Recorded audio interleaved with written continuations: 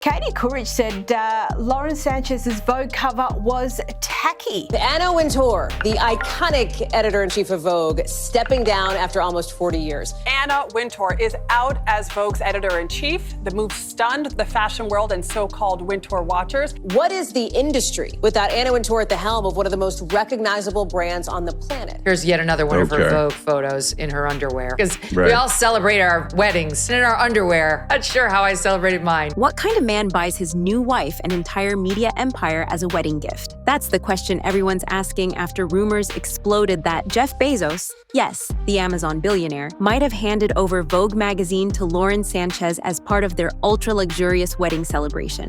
And we're not talking about just a cover feature or a partnership.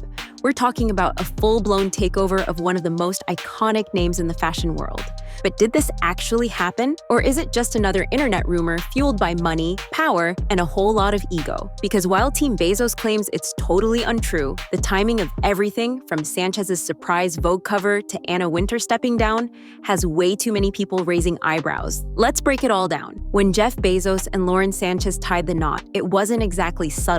The wedding, held in Venice, Italy, cost a jaw-dropping amount of around $50 million. Entire neighborhoods could have been fed, housed, and clothed for what Bezos spent on a single weekend of romance. They shut down canals, floated through the city on antique boats, rubbed shoulders with billionaires and A-listers under skies filled with drone shows and live operas. It wasn't just a wedding, it was a spectacle. But here's where things get even weirder. Just weeks after the ceremony, Lauren Sánchez appeared on the June digital cover of Vogue, out of nowhere. No major fashion moment, no film, no campaign, just there she was, striking a pose in a gown, introduced not as a model, but as Mrs. Bezos. And that's when the rumor mill exploded. According to whispers inside the industry, Bezos isn't just buying her magazine exposure. He's allegedly trying to buy Vogue and its parent company, Condé Nast, as an actual wedding gift. Not a ring, not a yacht, an entire media empire. Sounds too wild to be real, right? But when you've got Amazon money, anything's possible. And what happened next only made things even more suspicious. Just days after Lauren's Vogue cover hit stands, fashion's ice queen, Anna Wintour, announced she was stepping down as editor-in-chief of American Vogue after 37 years in that role. Now, she didn't completely vanish. Anna held on to her title as Global Chief Content Officer at Condé Nast, which sounds important, but let's be honest, it's not the same thing. Her name has been synonymous with Vogue for decades, and suddenly she's sliding sideways. Right as a billionaire's new wife pops up on her cover, you don't need a tinfoil hat to wonder what's going on. Insiders say Wintour may be trying to cash out. Rumors suggest she owns equity in Condé Nast, and stepping aside might help move the deal along. If that's true, she wouldn't just be giving up the job. She'd be walking away with a massive payday. And let's not ignore what's happening behind the scenes. Condé Nast has been quietly trimming staff, closing offices, and streamlining operations in New York. That's exactly what companies do when they're getting ready to sell. So, was Anna pushed? Did she jump? Or did she just grab the bag and get out before things got messier? Because if the queen of fashion is stepping aside, the next question becomes, who's about to take the throne? And what happened next would make the fashion world lose its mind. Let's be real, Lauren Sánchez isn't exactly the first person who comes to mind when you think Vogue. She's not a fashion icon, she's not a designer, and she's not a model. Her background? Helicopter pilot, former TV anchor, occasional red carpet reporter. Yes, she's technically a journalist, but Vogue? That's an entirely different universe. So when her face landed on the July cover, the fashion world went into full meltdown mode. People weren't just confused, they were annoyed. Why was she there? How did she get there? And what did it mean for the future of the magazine? According to an alleged report from the Daily Mail, insiders claimed her appearance was part of a bigger plan. One source said the Newhouse family, who owns Condé Nast, wanted to butter up Bezos ahead of a potential sale. Translation, give his wife the cover, flatter the couple, and maybe walk away with a few billion in return. And if that wasn't wild enough, some people online started speculating that Bezos might hand over control of major fashion events too, like the Met Gala. Imagine that. The world's most exclusive fashion night hosted by the wife of the Amazon guy.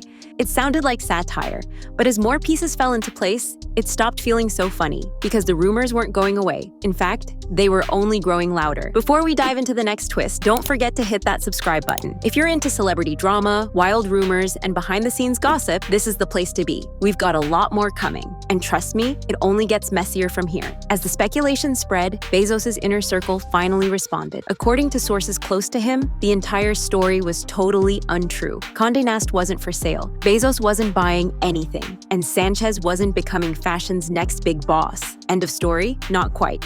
The Newhouse family echoed the same thing. They weren't selling. But then why all the suspicious activity? Let's look at the facts. Condé Nast has been downsizing like crazy. They're shutting down offices, laying off staff, and trimming their portfolio. That's not speculation. It's documented business restructuring. And that kind of cleanup usually happens before a sale, not after. And remember, Bezos has done this before. In 2013, he shocked the world by buying the Washington Post out of nowhere. No leaks, no hints, just a quiet deal that rewrote media history overnight. So is it really that hard to believe he'd pull off something similar here? Plus, think about the optics. He's newly married, he's flexing power, and he's already proven he has zero hesitation when it comes to rewriting institutions with his name at the top. And Lauren, well, the narrative about her being just the wife doesn't seem to sit well with her. Rumors suggest she wants her own empire, something big, bold, and unmistakably hers. So even if the official word is no, the pieces tell a different story. And as the whispers grew, the public mood began to shift fast. Not everyone is applauding this alleged power move. In fact, the backlash has been brutal. After the wedding, Rosie O'Donnell went off, calling the whole thing gross excess. Social media feeds filled up with memes mocking Bezos, comparing the ceremony to a cartoonish display of wealth that completely missed the mark. And Sanchez didn't escape the heat either. Critics called her cover laughable. Others said she represented everything wrong with fashion becoming a playground for billionaires. But beyond the snark, there's a deeper concern: control. If Bezos does end up owning Condé Nast, that means one man, one tech mogul, would have influence over some of the biggest names in media: Vogue, GQ, Vanity Fair, The New Yorker, and more.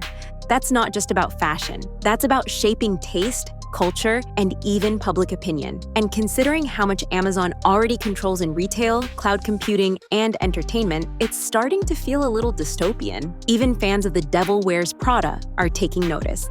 The sequel to the iconic fashion film is set to release in 2026, and rumors are already swirling that the new storyline mirrors this exact drama: a tech billionaire, a takeover, and a new face at the top of the style world who doesn't quite belong. Art imitating life? Maybe. Or maybe it's life turning into one giant parody.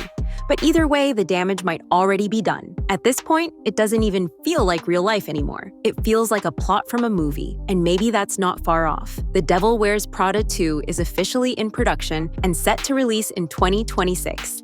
And fans can't stop pointing out the eerie similarities between the fictional sequel and this real-world billionaire drama. In the original film, the powerful fashion editor was reportedly based on Anna Wintour. So if art imitates life, who's to say the sequel won't mirror the chaos swirling around Jeff and Lauren?